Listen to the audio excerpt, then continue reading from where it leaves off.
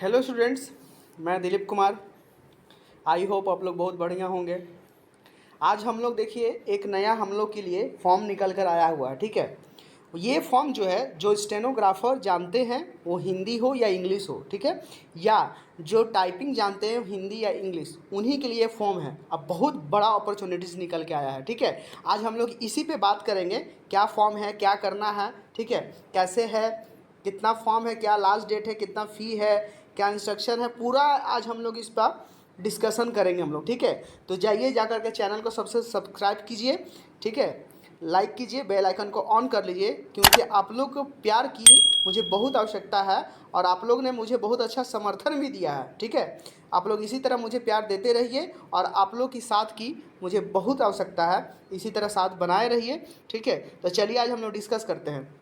देखिए, ये जो फॉर्म है हम लोग का बीएसएफ, ठीक है, जो बॉर्डर सिक्योरिटी फोर्स होता है, वहाँ से निकल कर आया है। ठीक है, देख सक रहे हैं आप लोग कि government of India ministry of home affair से निकल कर आया है।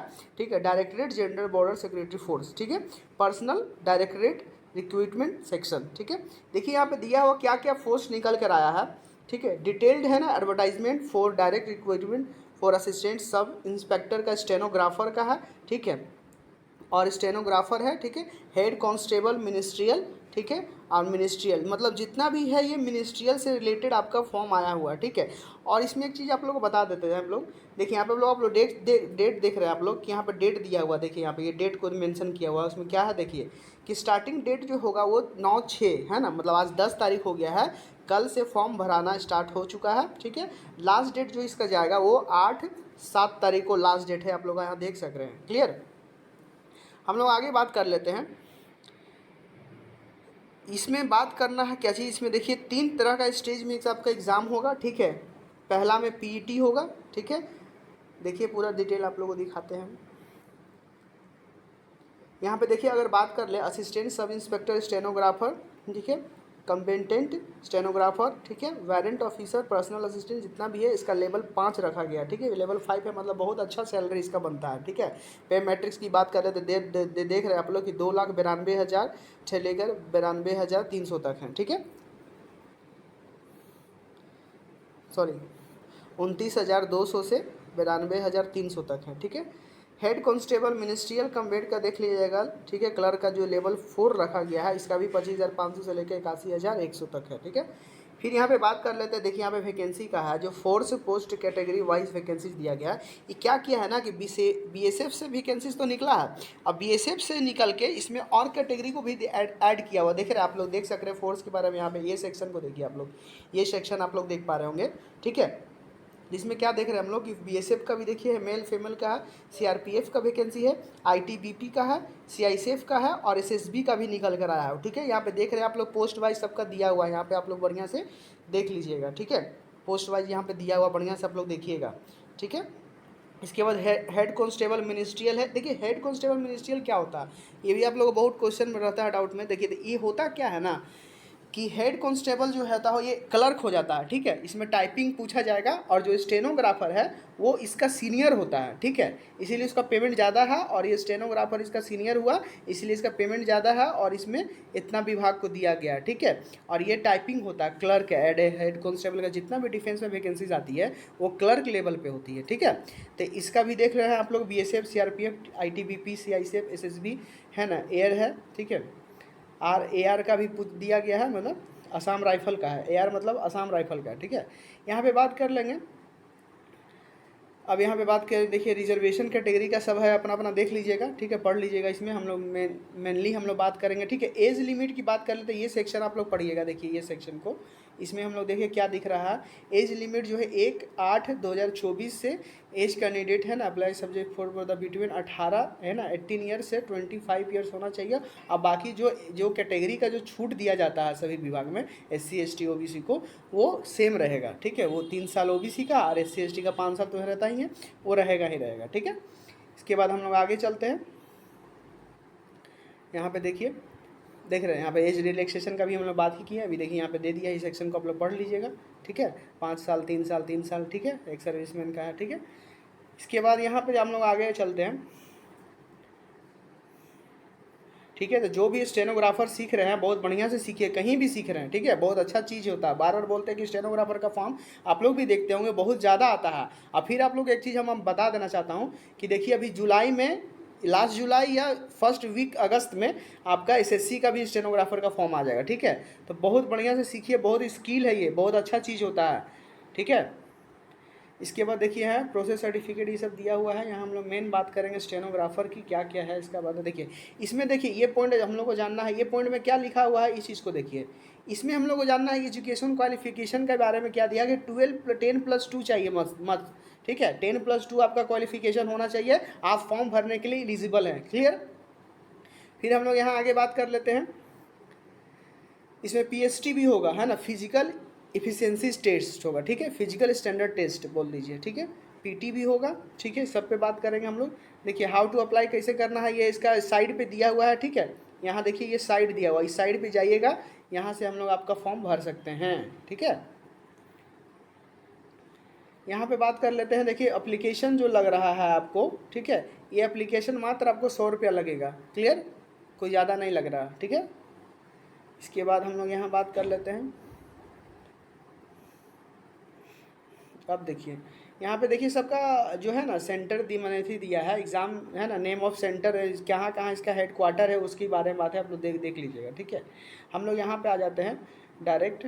झारखंड में देखिए कहाँ कहाँ इसका बोर्ड है वो दिया गया है, जैसे बिहार का देख लीजिए, एक दिया है आपका यहाँ पे देख सक रहे हैं आप लोग, एक दिया है आपका यहाँ पे क्या, छपरा में, ठीक है, और एक दिया है आपका बिहार में चंपारण में, ठीक है, और दूसरा झारखंड में दिया है एक रांची डिस्ट्रिक्ट में है, और एक आपका हजारीबाग डिस्ट्रिक्ट में, जो कि सब जानता है बीएसएफ का बहुत बड़ा कैंप है, ठीक है, वहीं पे आपका एग्ज़ाम भी कंडक्ट किया जाएगा, ठीक है। इसके बाद हम लोग आगे चलते हैं, सब अपना अपना स्टेट का देख लीजिएगा अच्छे से। ये जो आपका पीडीएफ होगा, ये अब मैं अपने वीडियो के डिस्क्रिप्शन में टेलीग्राफ का लिंक डाल दूंगा, वहाँ से आप लोग डाउनलोड कर सकते हैं, ठीक है। फिर आगे आते हैं, देखिए यहाँ पे देखिए ये पॉइंट इंपॉर्टेंट है हम लोग का, ये आप लोग देख सकते हैं ये पॉइंट, ठीक है, ये पॉइंट पे डिस्कस कर लेते हैं, 1 मिनट, ये पॉइंट, ठीक है। इसमें क्या है कि देखिए दिया हुआ है कि फेज़ 1 में जो आपका होगा फिजिकल स्टैंडर्ड टेस्ट होगा, पीएसटी है ना, एफिशिएंसी टेस्ट, ठीक है, वो एक ही चीज़ है, वही एंड करके लिखा हुआ है। मतलब इसमें आपको हाइट बार होगा, शायद रनिंग भी बीएसएफ ले लेती है, ठीक है, अगर बीएसएफ के थ्रू जा रहे हैं तो रनिंग ले रहा, ना तो स्टेनोग्राफर का जो वैकेंसी होता है वो अगर दूसरा एसएसबी लेता आपसे, या कह ले सीआरपीएफ लेता या सीएसएफ लेता, सीआईएसएफ लेता, तो ये नहीं लेती है, लेकिन बीएसएफ जो है रनिंग कुछ कुछ लेती है, ठीक है। इस पर बात करेंगे हम लोग चर्चा। और सेकंड फेज़ जो दिया हुआ है देख रहे, कंप्यूटर बेस्ड सीबीटी होगा, मतलब एक एग्ज़ाम होगा कंप्यूटर पे, ठीक है। तीसरा फेज़ में देख रहे स्किल टेस्ट और डॉक्यूमेंट वेरिफिकेशन होगा, बस इतना ही आपको देना है, ये फेज को देख लीजिएगा, ठीक है।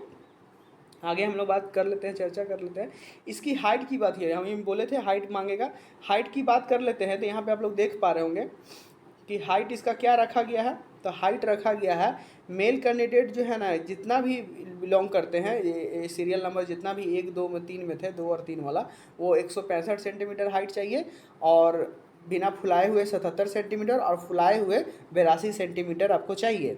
उसी तरह मेल कैंडिडेट है, और मतलब जो सिक्किम से है, नागालैंड, जो गोरखा नहीं होते हैं, उनके लिए हाइट 162.5 सेंटीमीटर, ठीक है, 77 सेंटीमीटर से, और फुला करके 82 सेंटीमीटर चाहिए, ठीक है। आगे हम लोग बात कर लेते हैं, उसी तरह सारा कहा देख लीजिएगा आप लोग, जिसका जिसका जिस, ठीक है। इसके बाद यहाँ पे ये पॉइंट हम लोग देखिए, हाँ ये वाला पॉइंट, ठीक है, इसको देखिए, इसमें क्या दिया, फिजिकल एफिशिएंसी टेस्ट में देखिए लिख दिया साफ साफ क्या होगा फॉर मेल कैंडिडेट के लिए, देखिए आप लोग कि 1.6 किलोमीटर रेस होगा, दौड़ होगा, कितना मिनट में, इन 6 मिनट एंड 30 सेकेंड में, है ना, ये है टाइमिंग दिया जा रहा है, ठीक है, टाइमिंग ठीक ठाक दिया जा रहा है। आप लोग भी देख रहे हैं कि जो भी नॉर्मल एग्ज़ाम होता है और भी डिफेंस में, उसका देखते हैं कि 6 मिनट 5:45 ऐसे दिया जाता है, इसका 6.5 मिनट दिया जा रहा है, ठीक है, तो अच्छा है। अब मेल कैंडिडेट के लिए सिर्फ 800 मीटर का रेस 4 मिनट 45 सेकेंड में पूरा करना है, क्लियर। इसके बाद हम लोग आगे चलते हैं, यही आपका फिजिकल टेस्ट होगा, बस और कुछ नहीं होगा। अब यहाँ पे हम लोग कंप्यूटर टेस्ट जो सीबीटी है उसकी चर्चा कर लेते हैं हम लोग। तो इसका देखिए यहाँ पे पॉइंट दिया हुआ है, हिंदी या इंग्लिश सब्जेक्ट जो है यहाँ पे चूज कर सकता है आप, जो हिंदी देना चाहता है वो हिंदी दे, जो इंग्लिश देना चाहता है इंग्लिश दे, वो 20 मार्क्स का होगा, ठीक है। यहाँ पे देख रहे हैं आप लोग। इसके बाद जनरल इंटीजर जो दिया है मैंने रीजनिंग जो 20 मार्क्स का होगा ये भी। इसके बाद न्यूमेरिकल एप्टीट्यूड जो है वो भी 20 मार्क्स का होगा, है ना। क्लरिकल एप्टीट्यूड जो होगा वो 20 मार्क्स का होगा। कंप्यूटर नॉलेज जो है वो 20 मार्क्स का होगा, ठीक है। टोटल कितना हो गया हम लोग का सेक्शन, 5 सेक्शन 100 मार्क्स का, ठीक है। यही एग्जाम रहेगा। टोटल इसका टाइमिंग जो रहेगा 1 घंटा 40 मिनट का समय दिया जाएगा। क्लियर है। इसके बाद हम लोग यहाँ पे देख लेते हैं, आप लोग बढ़िया से नोटिफिकेशन पढ़िएगा, ठीक है। मैं मेन पॉइंट को पर डिस्कस कर दे रहा हूँ आप लोग के लिए, ठीक है। आप लोग बढ़िया देखिए, यहाँ पे लैंग्वेज का जो है ना सिलेबस सबका दिया है, जो हिंदी लेना चाहता है क्या पढ़ना है, इंग्लिश लेना चाहता है, ठीक है। सारा सिलेबस भी दिया हुआ है, उसी अकॉर्डिंग आप लोग है ना स्टूडेंट पढ़िएगा, ठीक है। अच्छा है, ज़्यादा टफ एग्जाम नहीं होता आप लोग को, मैं बता देना चाहता हूँ, ठीक है। इसमें आगे चल के जब आप लोग अप्लाई कीजिएगा, ठीक है ना, तो इसमें आप लोग देखिएगा कि सारा फॉर्म भर दीजिएगा। स्टेनोग्राफर का हो सकता है कि सर्टिफिकेट मांगे, या टाइपिंग का सर्टिफिकेट मांगेगा हो सकता है, ठीक है, या नहीं भी मांगेगा मेरा ख्याल से। तो आगे जब आपका जब होगा ना, एक चीज़ मैं आप लोग को क्लियर कर देना चाहता हूँ कि जब आप लोग का वैकेंसी जब सब चीज़ निकाल लीजिएगा ना, तो उस समय मांगेगा, तो आप लोग सर्टिफिकेट जो है स्टेनोग्राफर का और टाइपिंग का रखिएगा। और मैं अपने तरफ से बता देना चाहता हूँ कि मैं स्टेनोग्राफर और टाइपिंग सिखाता हूँ और सर्टिफिकेट भी प्रोवाइड करवाता हूँ। तो जिनको चाहिए होगा वो मुझसे कॉन्टैक्ट कर सकते हैं, मैं प्रोवाइड करवा दूंगा, ठीक है। मैं अपना वीडियो के डिस्क्रिप्शन में नंबर दे दूंगा, मुझे कॉल करके बताइए कि सर मुझे सर्टिफिकेट चाहिए या कैसे क्लास करना है। सर क्लास के लिए भी अभी इसका स्पेशल क्लास स्टार्ट होने जा रहा है BSF के लिए, ठीक है। वो भी हम लोग चर्चा करेंगे इस पर, ठीक है। फिर स्किल के टेस्ट का देखिए, स्किल टेस्ट का क्या होगा वो देखिए, समझिए पहले इसको। स्किल टेस्ट में यहाँ देखिए, स्किल टेस्ट है ना, नॉर्म्स ASI का है ना, ASI पोस्ट बोला जाता है स्टेनोग्राफर। डिक्टेशन जो होगा यहाँ पे लोग देखिए 10 मिनट का होगा, ठीक है। 10 मिनट टाइमिंग दिएगा, 80 वर्ड पर मिनट का स्पीड जो होगा वो 80 वर्ड पर मिनट का स्पीड होगा, ठीक है। और ट्रांसक्रिप्शन के लिए जो टाइम दिया जाएगा, इंग्लिश के लिए देखिए आप लोग 50 मिनट का टाइम दिया जाएगा, ठीक है। और ठीक है, और हिंदी के लिए 65 मिनट का टाइम दिया जाएगा, ठीक है। इंग्लिश के लिए 50 मिनट और हिंदी के लिए 65 मिनट का टाइम दिया जाएगा। बहुत टाइम रहता है ट्रांसक्रिप्शन करने में, ठीक है, कोई दिक्कत नहीं आएगी आप लोगों को। इसके बाद देखिए स्किल टेस्ट नॉर्मल जो है ना, मिनिस्ट्रियल का जो है, जो बोल रहे थे क्लर्क वाला, उसके लिए है इंग्लिश टाइपिंग और हिंदी टाइपिंग का बोल रहा है कि देखिए इंग्लिश टाइपिंग का 35 वर्ड पर मिनट होना चाहिए, ठीक है, यहाँ देख रहे हैं। और इसके बाद हिंदी का जो है वो 30 वर्ड पर मिनट होना चाहिए, ठीक है, यही मात्र होगा। अब बोला है टाइमिंग जो है इसका 10 मिनट का ही मतलब टेस्ट होगा आपका टाइपिंग वाला। जो टाइपिंग कैंडिडेट भरेंगे उनके लिए बात कर रहे हैं, ठीक है। ये सब देख लीजिए, ठीक है। बहुत अच्छा फॉर्म है, अच्छे से कीजिए। हाँ, ये एक पॉइंट है बहुत अच्छा बताने के लिए है, ये चीज़ पॉइंट को देखिएगा। इसमें क्या है कि 40 मिस्टेक आप कर सकते हैं। जो डिक्टेशन आपको शॉर्ट हैंड लिखाया जाएगा ना, इसमें आप 40 मिस्टेक कर सकते हैं वर्ड को, ठीक है।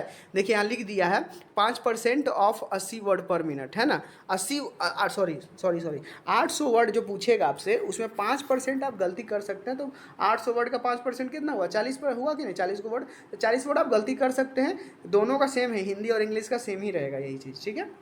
फिर आगे हम लोग बात कर लेते हैं।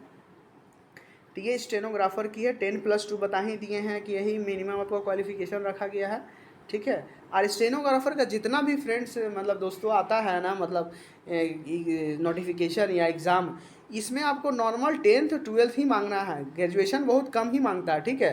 तो आप लोग बढ़िया से इसको तैयारी कीजिए, बहुत बढ़िया चीज़ है, ठीक है। लग जाइए, स्किल माना जाता है, स्किल को डेवलप कीजिए, बहुत बढ़िया चीज़ है। हमेशा फॉर्म आपको देखने को मिलता होगा इस चीज़ को, ठीक है।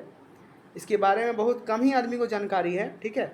यहाँ पे फॉर्म कैसे भरना है, प्रिंट कैसे लेना है, सारा का यहाँ पे डिटेल दिया गया है। देखिए यहाँ पे अगर हम लोग बात कर लेते हैं एक पॉइंट पे, तो यहाँ पे एक पॉइंट देख रहे हैं आप लोग कि minimum qualifying marks in computer based test as a follows, ठीक है। बोला कि UR EWS OBC को 45% लाना है और SC/ST को 40% रिजल्ट हो जाएगा, ऐसा कुछ होना नहीं है। ये मिनिमम एक अपना एक डाटा दिया जाता है, ठीक है। लेकिन इस पर लेकर हमको नहीं चलना, जितना अच्छा मार्क्स होगा उतना बढ़िया होगा। लेकिन एक चीज़ आपको क्लियर भी कर देना चाहता हूँ कि स्टेनोग्राफर का कटअप ज़्यादा नहीं जाता है, एक चीज़ जान लीजिए, क्योंकि इस चीज़ पढ़ाई को बहुत कम ही लोग जानते हैं, ठीक है।